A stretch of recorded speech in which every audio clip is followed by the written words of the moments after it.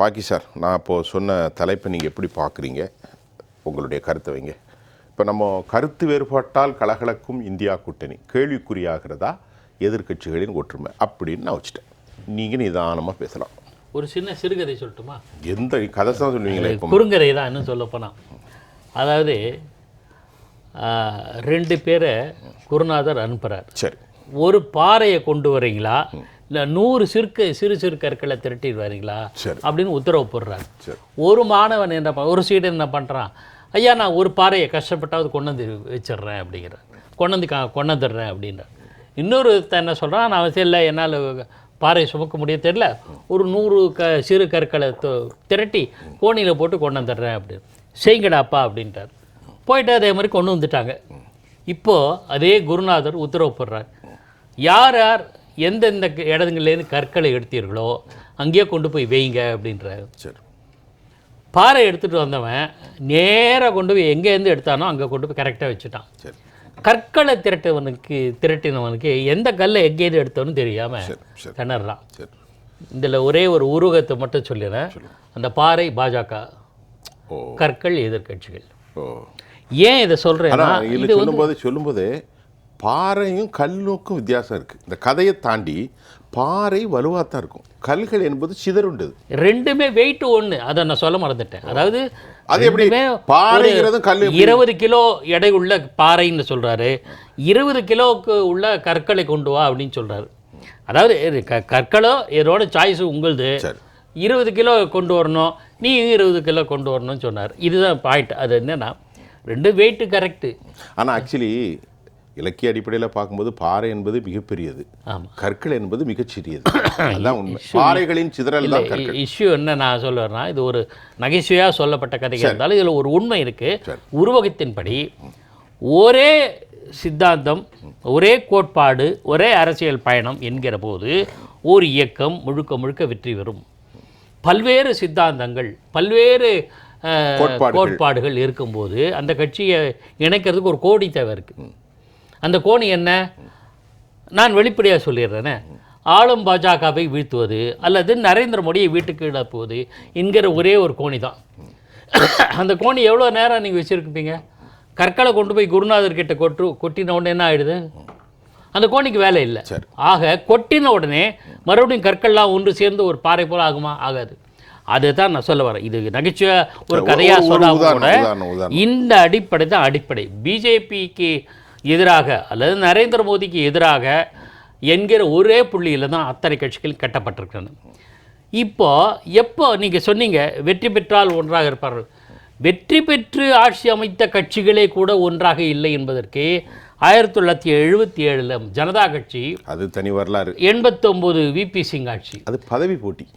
VP Singh ஆட்சியில் கட்சிகள்லாம் ஒன்று சேர்ந்து போஃபர் ஸ்கேண்டல், ராஜீவ் என்ற நபருக்கு எதிராக கட்டமைக்கப்பட்டது, நிலைபெறவில்லை. அதே போல் ஜனதா ஒரு கட்சி ஆச்சு. பல்வேறு கட்சிகள் ஒன்று இணைந்து 5 கட்சிகள் ஒன்றிணைந்து ஒரே கட்சியாக ஒரே சிம்பல். தேர்தல் சமயத்தில் வேணால் தமிழ்நாட்டில் மட்டும் ஸ்தாபன காங்கிரஸ் சின்னத்தில் போட்டிட்டாங்க. பட் ஒரே கட்சியாக இருந்து செயல்பட்ட அந்த கட்சி 2.5 வருஷத்துக்கு மேலே தாங்கலை.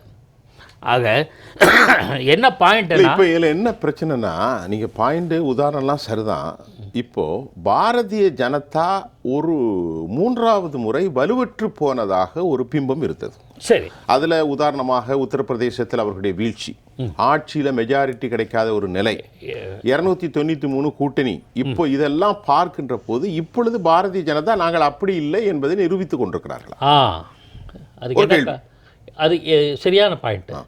ஆனால் தேர்தல் சமயத்தில், மக்களவை தேர்தல் சமயத்தில் எல்லா பத்திரிகைகளும் நம்ம பார்த்துருக்கோம், பல ஊடகங்களில் பார்த்துருக்கோம். நிதின் கட்கரியே சொல்லியிருக்காரு என்னன்னா, ஆர்எஸ்எஸ் என்ற இயக்கத்தோடு அவங்க உறவு விலகி இருந்தது. உண்மை அதுதான். ஏன் ஆர்எஸ்எஸ் நான் இங்கே சுட்டி காட்டுறேன்னா, அது ஒரு களப்பணியாற்றுகிற ஒரு இயக்கம். கண்டிப்பாக அது அரசியல் கட்சி அல்ல.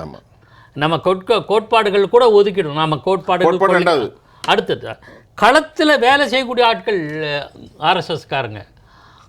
அவங்களுடைய ஆதரவு இல்லாமல் போனதுனால தான் உத்தரப்பிரதேசத்திலேயே அவங்க பாதி தான் வாங்குறாங்க.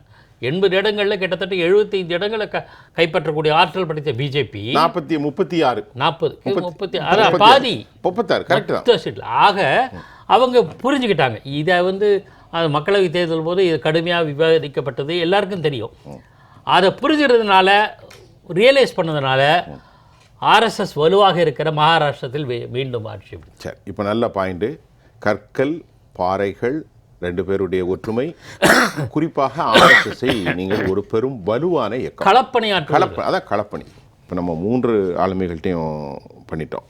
ஆனால் இப்போ ஒரு ரொம்ப வித்தியாசமாக தெரியுது எனக்கு. ஒரு டிசென்ட் இருக்குது, கருத்து வேறுபாடு இருக்குது, குழப்பமும் இருக்குது. ஆனாலும் நாங்கள் தொடர்கிறோம். இன்றைக்கு சஞ்சய் ராவத்து தனது கருத்தில் சொல்கிறாரு, இது நேரம், டைம் டு கம், நமக்கு நேரம் வந்துட்டு ரொம்ப பாண்டை ஸ்ட்ராங் பண்ணணும் இந்தியா கூட்டணியோடு அப்படின்னு சொல்லிட்டு சொல்கிறாரு. இப்போ கொஞ்சம் பார்த்தீங்கன்னா சிவசேனா கொஞ்சம் ஹிந்துத்துவ முகத்தை இப்போ எடுக்க ஆரம்பிச்சிருக்கிறாங்க. நல்லா கவனித்து பார்த்துருக்கீங்க உத்தவ். இது எலெக்ஷனுக்கு அப்புறம் பாபரி மசீதை டெமாலிஷ் செய்த வீரர்களை பாராட்டுகிறார். அதனால் அந்த கோலிஷனில் இருந்து நாங்கள் விலகிறோம் அப்படின்ட்டு சமாஜ்வாடி மகாராஷ்டிராலேருந்து விலகிட்டாங்க. இப்போ இந்த தோல்விக்கு அப்புறம் நமக்கு ஹிந்துத்துவா எடுத்து தான் ஆகணுங்கிற ஒரு நிர்பந்தத்துக்கு வந்திருக்கு. எப்படி இவங்க மர்ஜ் ஆக போகிறாங்க? மறுபடியும் ஒரு பெரும் சவாலா? இல்லை நீங்கள் என்ன சொல்ல, நான் கேட்ட கேள்வி நீங்கள் இதையும் தாண்டி வேற முதல்ல இந்தியா கூட்டணி மெர்ஜாயி போட்டி களத்தில் இருக்காங்களான்றது எனக்கு ஃப்ரம் த டே ஒன் முதல் நாள்லேருந்தே எனக்கு சந்தேகம் உண்டு. ஏனென்றால் இந்த கட்சிகளை ஒருங்கிணைத்து இந்தியா கூட்டணியாக அமைக்கப்பட்டு முதல் மாநாடு பீகாரில் நடந்ததுன்னு நினைக்கிறேன். அந்த பீகாரில் நடப்பதற்கு முழு ஏற்பாடுகள் நிதிஷ்குமார். அவரே எங்கே இருக்கார்? இன்ஜின், அதாவது ரயில் ஓட்டின இன்ஜின் தனியாக கழிட்டு யார்டில் நின்று போச்சு, ட்ரெயின் எப்படி போகும்? இது என்னோட கேள்வி. ஒன்று. ரெண்டாவதுங்க, இப்போ ஒவ்வொரு மாநிலத்திலையும் கட்சிகள் முரண்பட்டு நிற்கும். கேரளமா இந்தியா கூட்டணியில் இடம்பெற்றுள்ள காங்கிரஸும் இந்தியா கூட்டணியில் இடம்பெற்றுள்ள மார்க்சிஸ்ட் கட்சியும் மோதிக்கும். டெல்லி, பஞ்சாப் மாநிலங்களில் இந்தியா கூட்டணியில் இடம்பெற்றிருக்கிற ஆம் ஆத்மியும் இந்தியா கூட்டணியில் இருக்கிற காங்கிரஸ் கட்சியும் மோதும். இப்போ அவங்களே டெக்ளரேஷன் என்ன திருப்பாக்கி, நாங்கள் வேறுபட்ட அரசியலையும் வேறுபட்ட நடைமுறைகளையும் வேறுபட்ட சித்தாந்தங்களையும் கொண்டிருந்தாலும் எங்கள் பொது எதிரியாக, தேசத்தின் எதிரியாக நாங்கள் பார்க்கிறோம். அதான் வர பொது எதிரின்னு சொல்லிட்டீங்களா, ரொம்ப சந்தோஷம். அவங்க சொல்கிறாங்க ஒரு பொது எதிரியை வீழ்த்த வேண்டும் என்றால் நீங்கள் அம்பராவிலேருந்து அம்பு எடுக்கணும், ஒருங்கிணைந்து அம்பை வில்ல தொடுத்து தான் வீழ்த்த வேண்டும். இதான் போர்க்களத்தில் மேற்கொள்ளப்படுகிற நடைமுறை. நான் என்ன சொல்கிறேன், ஒரு சின்ன உதாரணத்தை எடுத்துக்கிறேன். நான் வெளியில் இருக்கும்போது முழு ஆள் சார், எனக்கு 2 கால் 2 கை, அப்புறம் முகம் தலையெல்லாம் இருக்குது. நான் வீட்டுக்கு போகிறோன்னே பெட்ரூமில் என் தலையை கழட்டி வச்சுட்டு, ஹாலில் என்னோடய கை காலில் கழட்டி வச்சுட்டு, கிச்சனில் என்னோடய வயிறை தனியாக கழட்டி வச்சுட்டு வாழ்ந்தார் சரியாக இருக்குமா? வாழ முடியுமா? அப்படி வந்துட்டு மறுபடியும் நான் எனக்கு பொது வேலை இருக்குது, நான் எல்லா கை காலெல்லாம் ஒன்றா சேர்த்துட்டு வரேன் என்பது லாஜிக்காக இருக்குமா? இருக்காது. நான் இப்படி இருந்த காலத்திலேயே படுதோல்வி அடைந்தது 3 அக்கேஷன் சொல்கிறேன். நம்பர் 1 77, மறுபடியும் சொல்ல விரும்பலை, ஒரே கட்சியாக ஜனதா கட்சி. காஷ்மீரில் போட்டிட்டாலும் ஜனதா கட்சி, தமிழ்நாட்டில் கன்னியாகுமரியில் போட்டிட்டோம் ஜனதா கட்சி, ஒரே எதிரி. அந்த கட்சி நிற்கலை. ஜனதா தளம் விபி சிங் தலைமையில் 89 அப்பவும் கட்சிகள்லாம் கூட்டணி இவன் களத்தில் இருந்தாலும் மாநில அளவில் சட்டப்பேரவை தேர்தல்களாக இருந்தாலும் கூட கூட்டாக ஒன்றா கைகோத்து நின்னாங்க. ஆட்சி நின்றதா? இல்லை. 96 வாஜ்பாய் 13 நாள் இதை விட்டுருவோம், அரசாங்கத்தை விட்டுட்டு மீறி நாட்களில் இதே ஜனதாதளனுடைய மாற்று வடிவமாக இருந்த ஐக்கிய குஜரால் தேவகவுடா ஆட்சி எல்லாம் ஒன்றா தான் இருந்தாங்க, இடம்பெறல. இது எல்லாமே ஒரு லட்சியம், கொள்கை, கோட்பாடு, செக்குலரிசம் எல்லா சொற்களையும் சொல்லிடுங்களேன் இருந்தது. 3மே நிறைவேற முடியவில்லை. அப்படி இருந்த காலத்திலேயே அந்த மாதிரி பிரச்சனைனா, இப்போ டிஎம்சி திரிணாமுல் காங்கிரஸ் வெஸ்ட் பெங்காலில் என்ன சொல்கிறாங்க, நாங்கள் தனியாக இருப்போம், நீ காங்கிரஸ் எப்படி வேணா போட்டோம் அப்படிங்கிறாங்க. இது மக்களவை தேர்தலையே இதே திரிணாமுல் காங்கிரஸ் என்ன சொன்னாங்க, 300 நான் காங்கிரஸோடலாம் அலைன்ஸ் எல்லாம் கிடையாது, 300 இடங்களில் நீ நின்றுக்கோ. ஆனால் அவங்க நின்று சவாலை எதிர்கொண்டு நல்ல ஒரு பெர்ஃபார்ம் பண்ணாங்க. இல்லை மக்களவை தேர்தலில் 300 என்ன திரிணாமுல் என்ன சொன்னாங்க, நீ 300 இடங்களில் போட்டிட்டு நீ என்னோட படிக்கும், you contest on your own, என்று சொன்னாங்க. அது ஒரு பக்கம் நான் தனியாக நிற்கிறேன். ஆக மனதளவில் ஒத்து போகலை. எல்லா மாநிலங்களும் நான் தான் அப்படிங்கிற எண்ணம். நான் இன்னும் கொஞ்ச நாள் பீகார் எலெக்ஷன் வருது, அங்கே ஆர்ஜேடி காங்கிரஸ் உறவு எப்படிலாம் இருக்க போகிறது தெரியும். எல்லா மாநிலத்திலையும் பார்த்தீங்களா ஆர்ஜேடியில் என்ன டிஸ்கிரிபன்சி இருக்கு? இல்லை, ஏற்கனவே have you got of an evidence? இல்லை, அதாவது இது யூகிக்கிறதா சார், speculation. ஒரு அரசியலை வந்து கூர்ந்து கவனிச்சோம்னா இது இப்படி தான் போகும்னு நமக்கு தெரியும். நிச்சயமாக ஆர்ஜேடி வந்து அள்ளி கொடுத்துட போதில்லை, காங்கிரஸே நீ தான் கண்டெஸ்ட் பண்ணும், உன் தலைமையில் இருப்போம், இதுக்கு நடக்காது.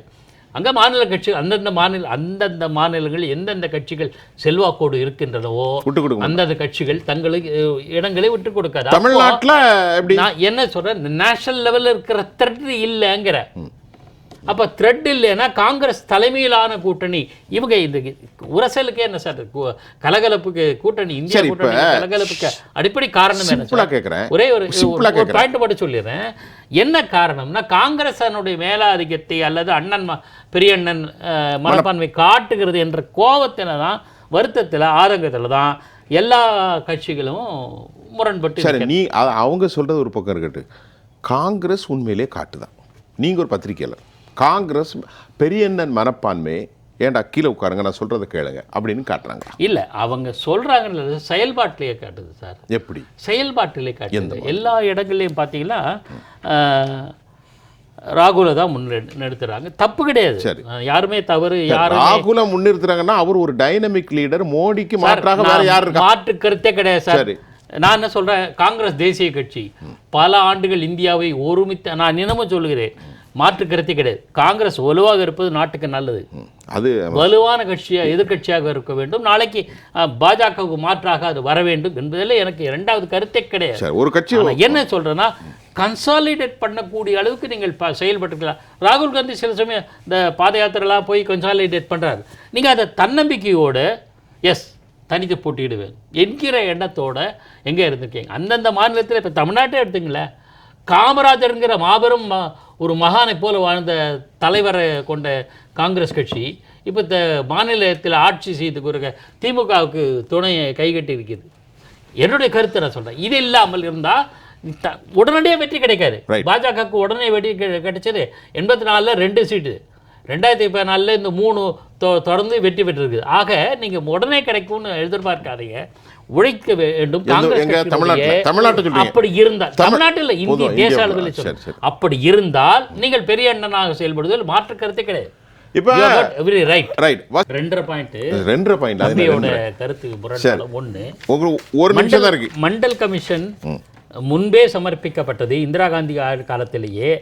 அதற்கு பிறகு ராஜீவ்காந்தி வந்தார். எப்போது அமல்படுத்தப்பட்டது? அவ்வளோ காலம் ஏன் இடைவெளி எடுத்துக்கிட்டாங்க? ஒன்று. ரெண்டாவது, கேஷ் சென்ஸு இதை பற்றிலாம் சொல்கிறாங்க. கர்நாடகத்தில் சென்சஸ்லாம் எடுத்தாச்சு, ஏன் வெளியீடு இல்லை? 2. மூன்றாவது, எல்லாம் ஒருமித்த பாயிண்ட், ஒருமித்த நிலைப்பாடு அப்படி இப்படின்னு சொல்கிறாங்க. அதானி கேஸை தொட வேண்டாம், முக்கியமான விஷயங்கள் இருக்குது, மணிப்பூர் இஷ்யூ இருக்குது, பணவீக்க பிரச்சனைகள் இருக்குது, சம்பல் பிரச்சனை இருக்குது அப்படின்னு சொல்லி அகிலேஷ் யாதவோ ஆர்ஜேடியோ மற்ற கட்சிகளோ அதை தான் முன்னெடுப்படுத்தணும்னு சொல்கிறாங்க, திரிணாமுல் உட்பட. ஆனால் அதானி இஷ்யூ முக்கியமே கிடையாது, அது அமெரிக்காவோட சுயலாபத்துக்காக கொண்டு வரப்பட்டதுன்னு இந்தியா கூட்டணியில் இருக்கிற மற்ற கட்சிகள் சொல்கிறாங்க. சரத்பவார் முரண்படுறார். அதான் நான் என்ன சொல்கிறேன்னா, அவ்வளோ முரண்பாடுகளை வச்சுக்கிட்டு நீங்கள் என்ன போராட போகிறீங்க?